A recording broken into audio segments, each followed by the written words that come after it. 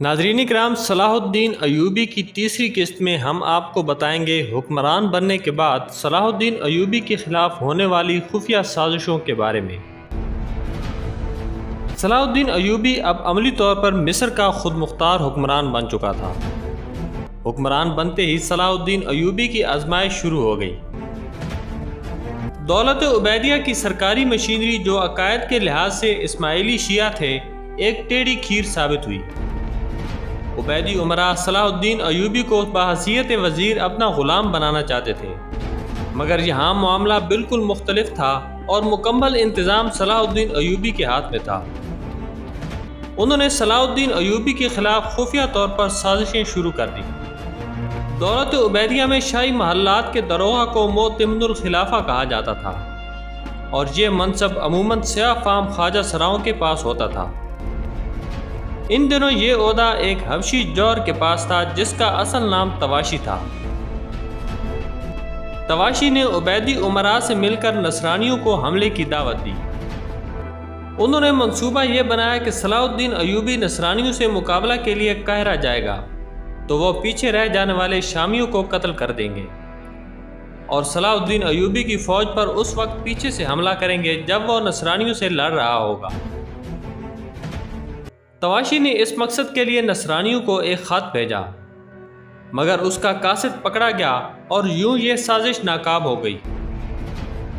صلاح الدین نے تواشی کو قتل کروا دیا اور حبشیوں کو محل سے نکال دیا، اور خواجہ سرا بہاؤالدین کراکوش کو نئے خدمتگاروں کا نگران بنا دیا۔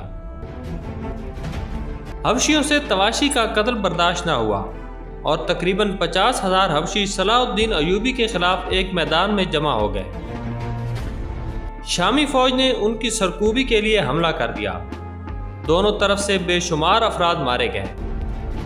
جب لڑائی نے طول پکڑا تو صلاح الدین نے فوج کے ایک دستہ کو بھیج کر حبشیوں کے محلہ المنصوریہ کو آگ لگوا دی۔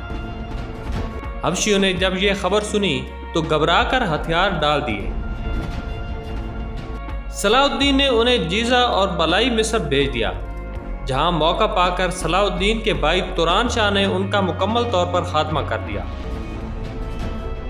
حبشیوں کے فتنہ سے فارغ ہوتی ہی صلاح الدین ایوبی کو اطلاع ملی کہ القدس کے حاکم المیرک نے بہت بڑی فوج کے ساتھ دمیاط کی بندرگاہ کا محاصرہ کر لیا ہے۔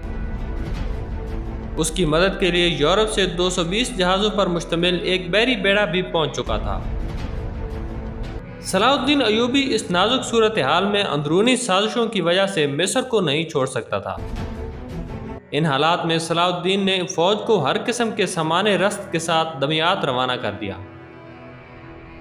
دوسری طرف نور الدین زنگی کو بھی اس صورتحال سے آگاہ کیا۔ نور الدین زنگی نے وقتاً فوقتاً کئی فوجیں مصر روانہ کی اور خود عیسائی مقبوضات پر چھاپہ مار حملے شروع کر دیے۔ مسلمانوں کو تازہ کمک پہنچنے پر ان کی ہمت بڑھ گئی۔ انہوں نے جو فوج منجنیقوں اور دبابوں کے ساتھ دروازہ توڑنے کی کوشش کر رہی تھی، اس پر حملہ کر کے کئی منجنیقیں تباہ کر دیں، جبکہ المیرک کے ساتھی خوراک کی کمی کی وجہ سے فاقے کرنے لگے۔ قدرت خداوندی نے مسلمانوں کی مدد کی اور زوردار بارش شروع ہو گئی۔ آندھی اور طوفانی بارشوں سے ایک ایک کر کے جہاز ڈوب رہے تھے۔ المیرک نے نور الدین زنگی کے حملوں کی اطلاع ملتی ہی محاصرہ اٹھا لیا اور واپس چلا گیا۔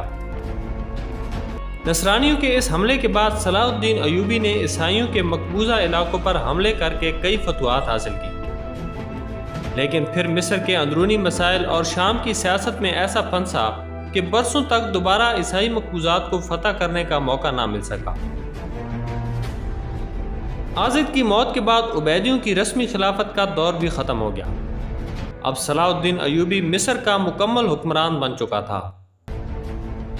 اکتوبر 1171 میں صلاح الدین ایوبی نے نصرانیوں کے قلعہ شوبک کا اور جون 1172 میں کرک کا محاصرہ کیا، لیکن پہلے مصر کے عبیدی امراء کی سازشوں اور بعد میں والد نجم الدین ایوب کی بیماری کی وجہ سے واپس لوٹنا پڑا۔